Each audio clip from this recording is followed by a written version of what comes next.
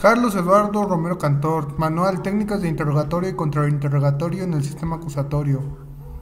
Manual de Técnicas de Interrogatorio y Contrainterrogatorio en el Sistema Acusatorio, Carlos Eduardo Romero Cantor. Manual de Técnicas de Interrogatorio y Contrainterrogatorio en el Sistema Acusatorio, Carlos Eduardo Romero Cantor. Ediciones Jurídicas Andrés Moreles. Manual de Técnicas de Interrogatorio en el Sistema Acusatorio, Carlos Eduardo Romero Cantor. Publicación realizada por Ediciones Jurídicas Andrés Morales. Colombia. A mi madre es ese ser paciente y maravilloso que me enseñó lo grande de la humildad, la importancia de la nobleza y las consecuencias de la soberbia. Es ser sublime que me regaló un poquito de su existencia para brindarme su incondicional apoyo en todos mis quijotescos proyectos de vida. A mi hermana Luz Marina, mi por siempre cómplice, a mis hijas Michelle, Sofía, Enue, Juliana y Laura Fernanda, la razón de mi existir. Manual de Técnicas, Índice General, Preámbulo, Introducción.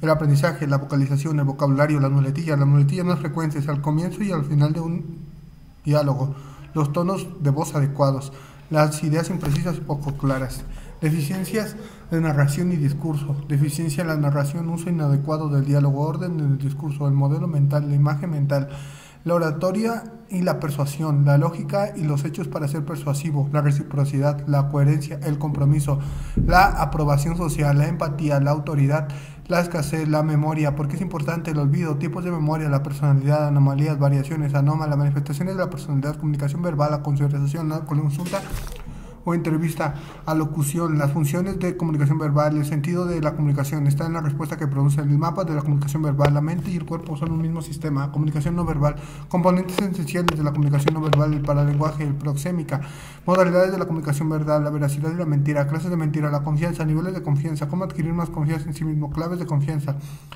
Capítulo 2, teoría del caso, la entrevista, principios básicos de la entrevista, antes de hacer una entrevista, durante la entrevista, conclusión de la entrevista, el testimonio, el factores del testimonio de un testigo, el testimonio de parte, el testimonio tiene siempre un destinatario, el testimonio como medio de experiencia, el testimonio es una manifestación del pensamiento, el testigo hostil, la estrategia a seguir, testimonios falsos testigos involuntarios, estructura de la teoría del caso, preparación de la teoría del caso, programa metodológico, teoría, argumento y contexto, elementos de la teoría del caso, finalidad de los alegatos de apertura.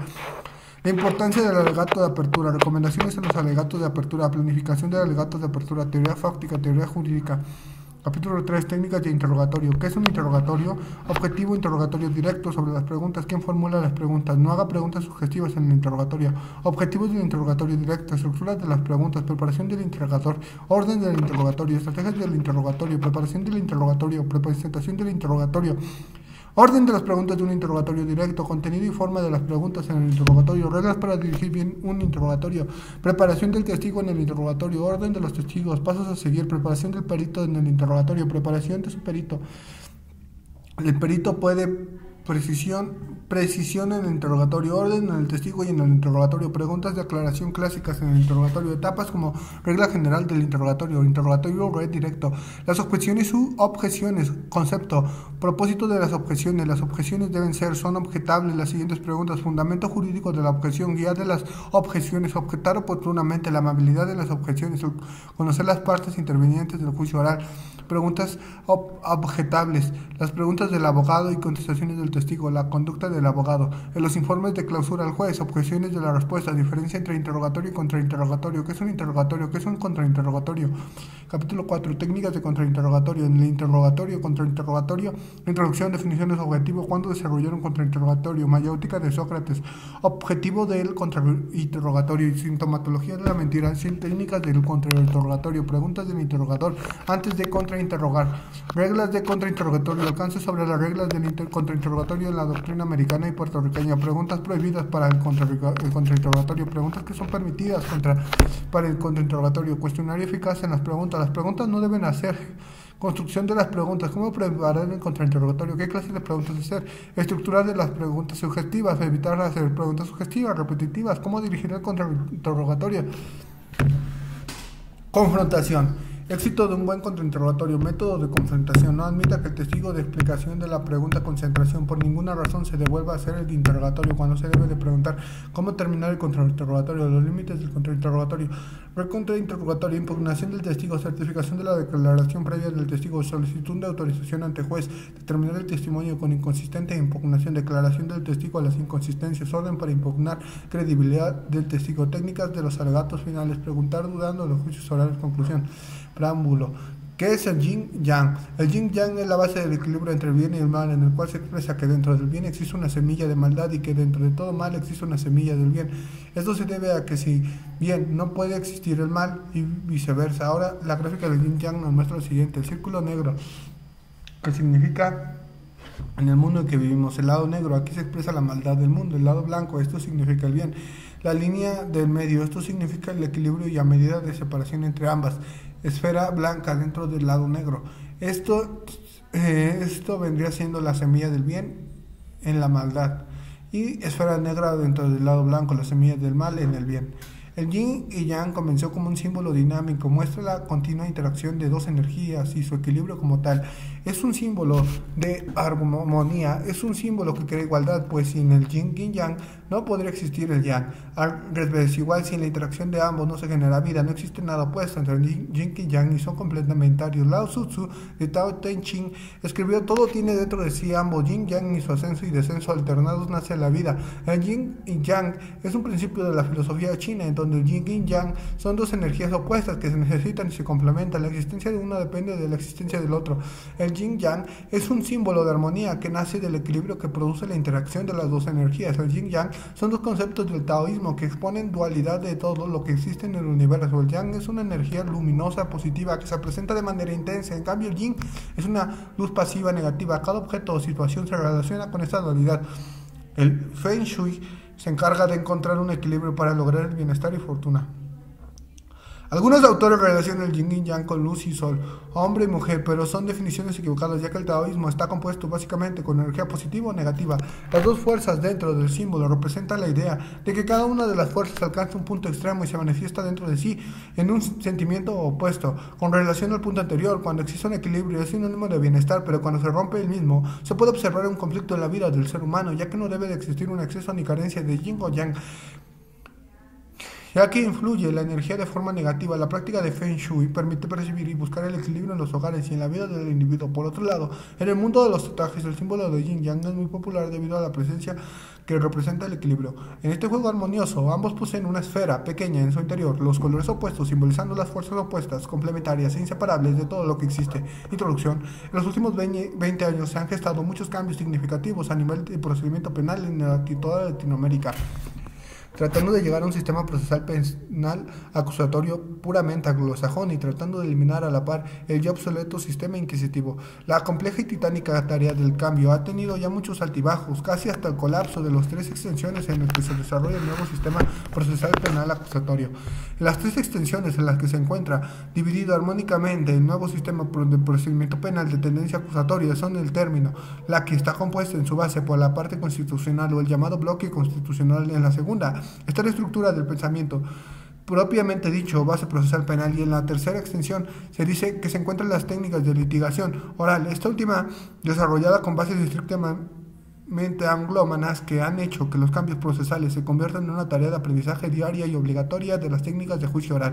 Es por eso que el propósito de este manual es implementar unas técnicas de aprendizaje básicas que nos permitan adoptar unos buenos hábitos procesales en la práctica de la litigación oral en el sistema procesal acusatorio, el atinente, el interrogatorio y contrainterrogatorio.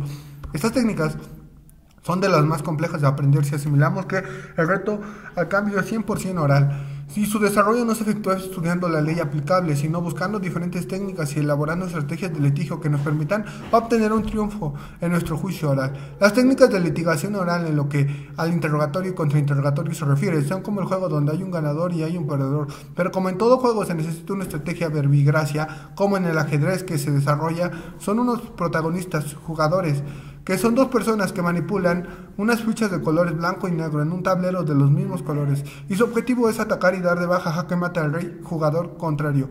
Como espectadores objetivos de una partida de ajedrez podemos observar la lucha constante en el desplazamiento de cada ficha en cada uno de sus movimientos productos de una estrategia, de un plan que se lleva a cabo con la finalidad de obtener la victoria. Ambos jugadores en el tablero intentan ganar no con la improvisación, sino con el producto de una preparación previa, que nos lleva a una contundente victoria, que surge de razonamientos complejos, de aciertos y desaciertos de la estrategia que creamos desde un principio. Llevado a este ejemplo a un determinado caso penal, la estrategia se materializa en las audiencias de diferente manera, una de ellas en el interrogatorio directo, sumando al final el contrainterrogatorio. Sin embargo, como en el ajedrez, una preparación idónea de los sujetos procesales que participan en una contienda penal conlleva elaborar una estrategia y una técnica en el arte de interrogar y contrainterrogar. El problema radica en la concentración de los ejecutores, porque no es fácil para el litigante o para el fiscal dominar las técnicas de litigación oral en el momento mismo de su ejecución. Por eso es menester ejercer una constante práctica que nos permita, dentro del razonamiento de nuestra estrategia, diferenciar nuestras fichas y las del opositor.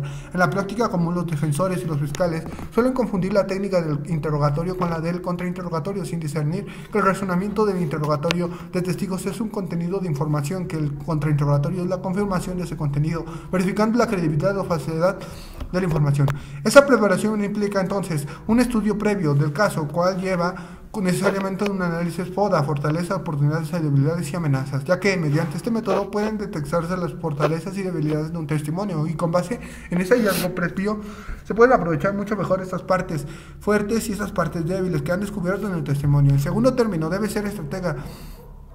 En su estudio, esa estrategia se materializa certeramente en una teoría del caso consistente, coherente y creíble, en el desarrollo de todo el proceso que se realiza con base en esta teoría, por lo cual la alineación de toda nuestra teoría del caso con nuestra estrategia debe ser prioridad. Por último, y no de menos importante, es la confianza y la seguridad que debe estar inmersa en la mente del litigante o del fiscal, es decir, para convencer al juez de sus argumentos en unos alegatos en los que debe, en primer lugar, ser crédulo de sus propias teorías y asimismo transmitírselo al juez. La seguridad con la que se actúe creará confianza tanto al juez como al testigo, y así fundará un clima de credibilidad y confianza, orientando a verificar su teoría del caso. Capítulo 1. Técnicas de comunicación. Capítulo 1. Técnicas de comunicación en el aprendizaje. Es difícil no cometer equivocaciones cuando se habla, pero es aún más difícil expresar oralmente una determinada idea. ¿Quién está aquí? ¿Qué es eso? Se está terminando el agua y está en un auditorio o en el transcurso de una audiencia pública. En ocasiones y con mucha frecuencia no encontramos o no recordamos las palabras precisas o adecuadas para explicar aquello que pensamos o queremos decir. Por ejemplo, cuando estamos estimulados por un momento de tensión y de algún modo queremos expresar una idea revelante, pero no encontramos las palabras adecuadas para hacerlo. Para terminamos por crear no muy elocuentes ideas que confunden a nuestro interlocutor.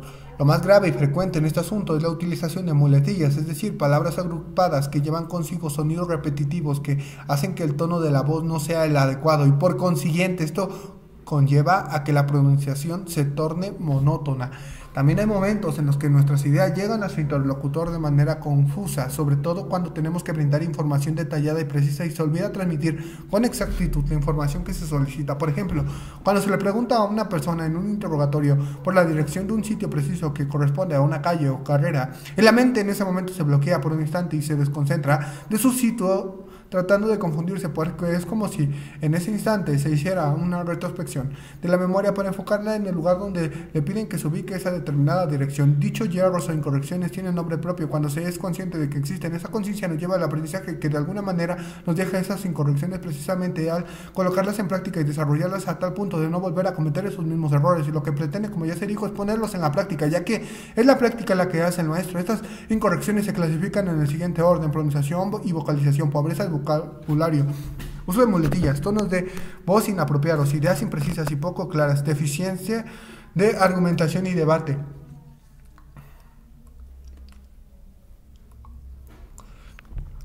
deficiencia de la narración, uso inadecuado del diálogo, orden en el discurso. La vocalización, la pronunciación de las palabras tiene un valor importante para el interlocutor.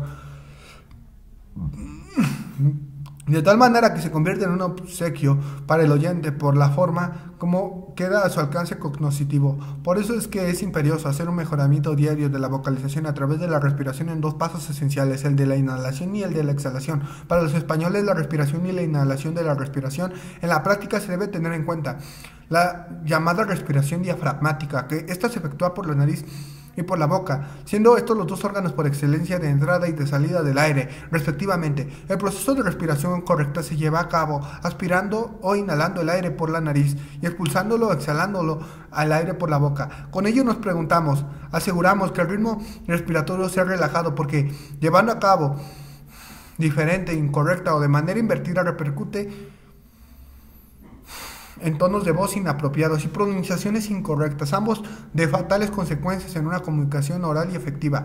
Además, y no menos importante, para evitar molestias en la parte superior del pecho y contar con una mayor cantidad del aire o una cantidad del aire suficiente para un diálogo prolongado, necesitamos aumentar su recorrido justo desde el diafragma hasta nuestras cuerdas vocales. El vocabulario para el estudio que nos ocupa es indispensable que todos y cada uno de los lectores conozcan y estudien la diversidad del vocabulario y el contexto del lenguaje técnico en especial, lo contentivo en diccionarios jurídicos, obras de argumentación jurídica,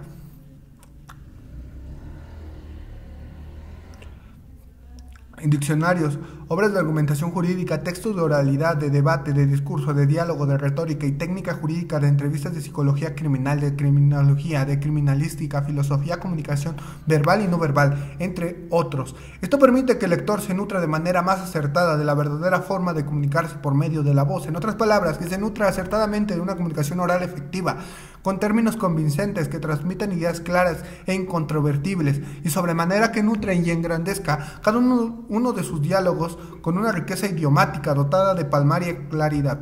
En la actualidad, los sistemas informáticos, cibernéticos, computarizados o virtuales, como se quiera llamar, según la óptica del lector, se ha convertido en el medio más eficaz de comunicación del ser humano, pero lamentablemente en decadencia del diálogo verbal directo. Esto ha permitido que la mayoría de personas prefieran comunicarse entre ellas mismas por medios virtuales y no verbalmente, de forma directa o a través de la palabra como lo hacían nuestros antepasados, sino que preferimos que se controle la comunicación con un dedo, un clic o una simple señal, reemplazando la comunicación verbal por los medios informáticos. El 85% de las personas no hacen pronunciamientos acertados o no dialogan acertadamente, se comunican con palabras repetitivas y monótonas de un mismo tipo, que se convierten solamente eso en palabras sonoras, pronunciadas repetitivamente. Lo que hoy en día toma el nombre de muletillas, es evidente que nuestra forma de hablar delata el nivel cultural y educativo que tenemos. Pues bien, cuando las muletillas ejercen cierto control en nuestro diálogo y forma de expresión, lo que debemos tener en cuenta y llevar a cabo es la autorregulación de nuestro propio diálogo. Esto es posible ayudándonos con contenidos propios, es decir, hacer grabaciones de su propia voz. Grábese un video para poder apreciar la forma como se habla en público, observar su propia forma de hablar en el espejo, hablar directamente con su yo interior y autoevaluarse, detectando esas palabras repetitivas en que incurrimos casi que automáticamente, inconscientemente. Es bastante útil esta técnica en la medida que podamos practicarla cuantas veces sea necesario. Hasta dejar de cometer los mismos errores, voz o con frases que se repiten mucho por el hábito. Las muletillas más frecuentes al comienzo o al final de un diálogo comunes: ajá, digamos que es cierto, mejor dicho, entiendes, me explico, ya veo, como dice, ¿quién? Entonces diríamos, es un decir, es decir, por decir algo, digamos, digo yo, fíjese, ¿quién diría? ¿Quién dirá? Pues nada, ¿usted qué quieres? ¿Cómo te diga de alguna manera? Como el que no quiere la cosa, escuchaste por un momento, digamos que ok, etcétera. Menos comunes, hombre, mira, entiéndeme, fíjate, sí, escuchaste, escucha un momento, ya, vale, cierto, me sigues, créeme, pero, ok, y que, no es, porque como si dijéramos, digo yo, mira, que hasta qué punto lo dice, de alguna manera, mira, te voy a decir una cosa, mira usted una de las cosas, imagínate, es posible que pongamos un ejemplo, por tanto, etcétera. Los tonos de voz inadecuados, tanto en el abuso como en mal uso, parece como característica definitoria la hiperaducción de la musculatura intrínseca y extrínseca laringea, fundamentalmente acompañada de una excesiva y violenta vibración del pliegue bucal. La fonación en condiciones de una excesiva extensión laringea provoca frecuentemente cambios en los tejidos laringeos y al existir cambios en ellos pueden causar alteraciones de la masa, elasticidad y tensión de los pliegues bucales. La vibración de estos está negativamente afectada a la disfonía. Resulta que estos cambios en los pliegues vocales se caracterizan por ronquera, soplo y tono grave. Un abuso vocal se define como una higiene vocal pobre. Incluso cualquier pito que puede ejercer un efecto traumatizante en los pliegues vocales. Los ejemplos siguientes son conductas habituales del abuso vocal: chillar, gritar y aclamar. Son todas vocalizaciones producidas por una hiperaducción y una vibración violenta de los pliegues vocales. Estas actividades abusivas pueden provocar diferentes grados de irritación laríngea que se extienden desde la injurtación vascular hasta el hematoma. Vocalizaciones forzadas son producidas típicamente por niños que intentan imitar los sonidos emitidos por máquinas como automóviles, camiones, aviones. Estas vocalizaciones se producen generalmente con un grado de intensidad en tono agudo y con la laringe en estado de hiperaducción. Las vocalizaciones forzadas también son frecuentes en los adultos. Hablar excesivamente. La cantidad de producción vocal que puede obtenerse sin forzar varía de un individuo a otro. Las personas que deben usar su voz profesionalmente o que hablan de forma incesante son las que posiblemente desarrollan patologías laringeas. Debido a un uso excesivo del lenguaje, las diferencias constitucionales probablemente cuentan mucho para explicar la diferencia de grado de deterioro hallado en diferentes laringes. Uso frecuente de un ataque glótico duro. Un ataque glótico duro se produce al aducir los pliegues vocales antes del inicio de la respiración, y elevando una presión en el aire subglótico hasta que se termina en una explosión abrupta que inicia la producción de vocales. El uso glótico duro puede producir lesiones serias que incluyen una laringitis crónica, nódulos vocales o pólipos laringeos. Excesiva aclaración de la garganta y demasiada tos. Aclarar la garganta y toser son actividades no locutivas que pueden dañar la laringe. Un uso excesivo de estas conductas hace vibrar explosivamente los pliegues vocales y puede ocasionar un traumatismo en ello. Inhalación de polvo, humo de cigarro y gases nocivos es otra actividad no locutiva que puede dañar de forma preocupante la laringe. Cantar con una técnica vocal inapropiada o en condiciones abusivas del ambiente. Hablar de manera abusiva cuando los pliegues vocales se hallan en condiciones debilitadas. Entre los principales casos tenemos cuando los pliegues están enrojecidos o hinchados debido a una alergia a una infección respiratoria. En la vía superior, estas en ocasiones los pliegues vocales están excesivamente sensibles y pueden ser fácilmente dañados. Los pliegues vocales pueden ser también afectados por el ciclo menstrual de las mujeres con la aparición de una aspereza y descenso del tono debido a la disminución de los niveles de estrógeno y progesterona. También los pliegues vocales son muy sensibles en periodo de sequedad. Resulta del uso de antihistamínicos y en ocasiones píldoras anticonceptivas. Un uso vocal se define como un uso incorrecto del tono y de la intensidad en la producción. Si una persona usa mal su voz, puede aparecer un daño en sus pliegues vocales. Las causas que provoca el mal uso vocal son utilizar una intensidad vocal elevada al hablar en situaciones con altos niveles de ruido ambiental. Por ejemplo, mientras viajamos en un coche, cuando este se acerca una maquinaria pesada, mientras se usan equipamiento motorizado deportivo, mientras se escucha música rock, etc. Los niveles elevados del tono tienen tendencia a aparecer como consecuencia de los niveles elevados de intensidad. Una elevación de la intensidad y el tono vocal que puede ocurrir por varias razones como consecuencia de una tensión emocional, generalmente acompañada de una excesiva tensión muscular que afecta directamente a la laringe. En otros casos son producto de trastornos de la personalidad o en ciertas ocasiones simplemente por un hábito inadecuado. No significa lo mismo decir que comunicar. Las ideas imprecisas y poco claras y que se comunica efectivamente trata siempre de superar dificultades en las herramientas adecuadas para orientar y definir ideas claras. Significa apropiarse de unas formas específicas de razonamiento que permiten influir efectivamente los demás. El diálogo es un instrumento de poder que desarrolla ideas línea por línea a través de un proceso lógico hasta llegar a un concepto claro. Se sabe que no es un ejercicio fácil, ni siquiera para aquellos que lo hacen diario. Por el contrario, se requiere de mucho esfuerzo y atención, ya que muchas personas, la gran parte de su tiempo, lo dedican a pensar lo que ven y recuerdan en el momento, pero muchas veces se olvidan que el diálogo es un conjunto de ideas que conjugadas entre sí dan un resultado idóneo para el interlocutor.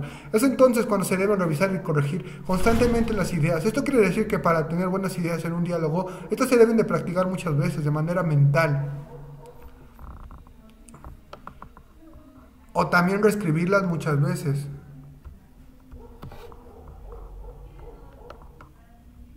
Sin embargo, una idea debe ser limpia y efectiva para terminar en un diálogo sencillo, simple y sólido. Deficiencia de narración. La falta de argumentación en el diálogo y en el debate. Esta diferencia en su competencia específica está apoyada en una conclusión concreta, es decir, los argumentos que se expresen deben ir cobijados de razones y de pruebas verificables por consiguiente afirmadas en conclusiones y opiniones aptas para un debate. Argumentar es entonces tratar al máximo de justificar una idea, elaborando un planteamiento o un hecho mediante razones convincentes para demostrar a nuestro interlocutor que lo que pensamos es acertado. Por lo tanto, para justificar acciones que hemos realizado en situaciones que hemos planteado, argumentamos ante los demás nuestras razones. Si nuestros argumentos no son claros, existe entonces una confrontación y nace el debate. El debate, dentro de un género oral, supone mantener una discusión o dos o más personas, las cuales dan sus planteamientos, críticas que permitan al máximo llegar a un argumento verídico o bien falso. Deficiencia de la narración. En la narración existen muchas deficiencias, en especial una que no se sabe narrar una historia ni unos hechos. Porque al hacer la narración interviniente es posible que tenga las siguientes fallas. Narra solo lo que cree que le es conveniente. Narra una historia sin conocerla a fondo. Narra unos hechos en su propio acomodo. Narra una versión sin verificar. Narra momentos irrelevantes a los hechos. Narra acciones inventadas. Narra conclusiones sin objetos específicos. Narra pensando en hechos similares. Narra personajes inexistentes en la historia. Debe entonces tenerse en cuenta que el narrador tiene que ser claro con la historia y con los hechos que va a relatar. Además debe conocer, descubrir, analizar, admitir, verificar, acumular, concretar, difundir, señalar, distinguir, confrontar todos y cada uno de los elementos de la historia, ya que su papel es obtener credibilidad en su exposición, narrando una novela con propósitos lo más reales posibles. La narración y los relatos personales se sitúan con los acontecimientos en el contexto más amplio de su propia vida. Ellos narran los acontecimientos en un orden más significativo, más importante aún, y proporcionan evaluaciones de los acontecimientos que manifiestan su importancia y significado personal. Uso inadecuado del diálogo. El diálogo tiene como fin hacer una comprensión oral de lo que se dice y no se dice. En muchas ocasiones el tono y voz y su volumen dan el significado real de las palabras, siendo interpretadas por los interlocutores como afirmativas o negativas. Esto hace que el significado del diálogo tenga diversas interpretaciones. Para que un diálogo sea convincente, ameno, agradable y sobre todo increíble, es necesario tener en cuenta que la comunicación no verbal hace que el lenguaje corporal se convierta en un arma de acciones y de hechos creíbles ante los demás. Cuando las personas se encuentran por primera vez, o mejor, tienen su primer contacto visual entre sí, hace que su comunicación se componga de manifestaciones verbales y no verbales, ya que su intención de contacto es a través de la mirada y de los gestos que traen un contenido incierto para las personas. Es por ello que el cerebro permite manifestar cuestiones, sentimientos que no se pueden ocultar. El diálogo tiene que estar compuesto de manifestaciones verbales y no verbales que conservan siempre ante su interlocutor la seguridad de lo que dice completamente, y de acercamientos fijos a los ojos con un cruce sutil de manos que permita concretar en su locución lo que realmente es importante. Orden del discurso. El discurso debe tener un orden semejante al del diálogo, al de la narración y al de la argumentación, que consiste en manejar una acción comunicativa que tiene como fin exponer y transmitir cierta información ordenada a través de las ideas en una presentación que está destinada a convencer a sus audios escuchas, bien sea de unos hechos en el presente o en el futuro, colocando al final un agradecimiento. El modelo mental. Es indispensable que en el desarrollo del comportamiento humano se conozca en parte cuál es su modelo de pensamiento, encontrando específicamente lo mental de su capacidad de razonamiento. La relación existente entre el ser y la tierra permite que interactúen acciones lógicas y acciones con determinada tendencia y lógica. Cuando una persona está recibiendo información sobre un determinado acontecimiento, está recibiendo a su vez una fórmula para construir ese modelo de trabajo, pero teniendo en cuenta que esa información recibida solo es válida para esa perspectiva persona determinada, no para todas las personas en general, ya que cada uno de los individuos recibe información de manera específica dependiendo del conocimiento que sobre el informado posea y de su capacidad para entenderlo. Además, que para un mismo estado de cosas pueden crearse varios modelos mentales que, aunque solo uno de ellos coincida plenamente con el hecho real acaecido, la imagen mental, las imágenes mentales son hechos a recordar, son producto de la percepción y de la imaginación del ser humano, pero no pueden identificarse como una figura real o material, solo representan aspectos perceptibles de los objetos correspondientes en un mundo real y representan como algún punto de vista particular.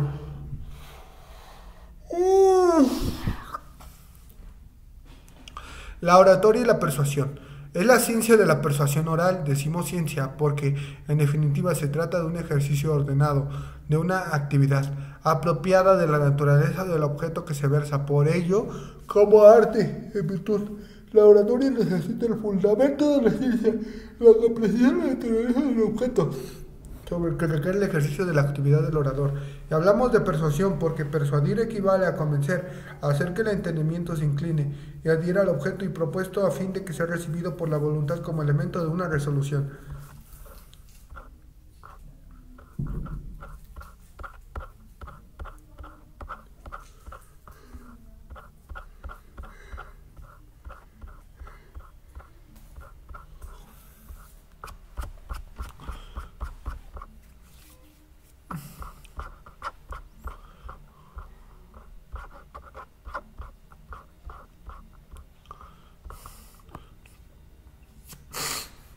La etimología de la palabra persuasión confirma plenamente el concepto de persuado, ya que se deriva del latín persuadere, compuesta a su vez, y a otras dos suaves laterales, los demás habló pidió por medios agradables y apropiados.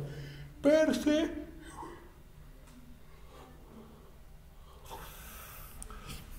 partícula intensiva que gradúa el sentido del verbo suadere, viniendo por tanto a significar persuadere, apoderarse del espíritu del otro, llegando así a conmoverlo poderosamente hasta su fin. La persuasión es la comunicación directa con la palabra, es el arte de convencer al oyente, a motivar a un público, a conseguir cualquier acción determinada. Es sin lugar a dudas una de las herramientas más importantes de la comunicación oral. La lógica y hechos para ser persuasivo. Entre otras cosas, es una falacia, ya que casi nunca una persona fundamenta sus decisiones en la lógica y en los hechos. Las personas toman decisiones con base en sus creencias, sus valores, las actividades mentales y sus ideas preconcebidas. La gente por lo general no es lógica, ya que sus posturas sociales y culturales son tomadas como referencia basadas en emociones e intuiciones. Si te centras en la lógica de los hechos para convencer a los demás, estás rechazando una de las principales armas que tienen para ser persuasivo, la persuasión emocional. Haremos una síntesis de los aportes más importantes de los principios de la persuasión del profesor Robert Cialdini, profesor de la Universidad Estatal de Arizona, uno de los principales estudiosos de la psicología social de la persuasión. Este principio se basa en que una de las personas solemos responder ante la acción de que alguien con otra acción que la compense. Seguro que una vez has sentido con el deber de tener que devolverle un favor a alguien, ¿verdad? Coherencia y compromiso. Este principio se fundamenta en el hecho de que las personas tendemos a ser consecuentes con nuestras decisiones. Una vez nos formamos prometido algo públicamente, ya sea de forma verbal o escrita, seremos más reacios a actuar contra dicho compromiso.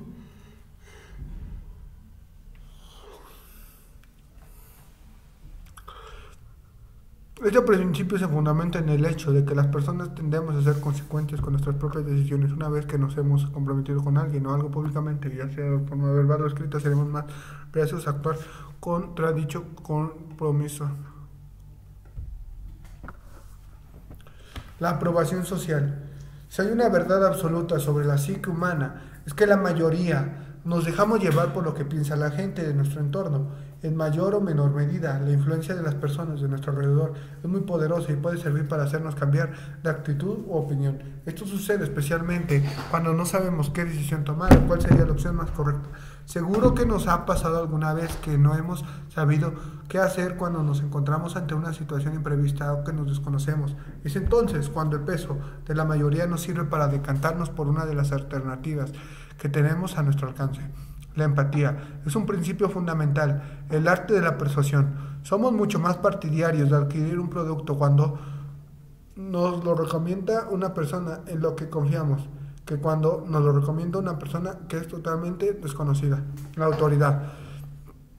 Si somos especialistas en una materia concreta, nuestra autoridad, nuestro poder de persuasión aumentará o crecerá proporcional al reconocimiento de nuestro público. Este principio es una necesidad muy arraigada que hay en nuestro interior, la de competir por un recurso que se agota, el impulso, escasez.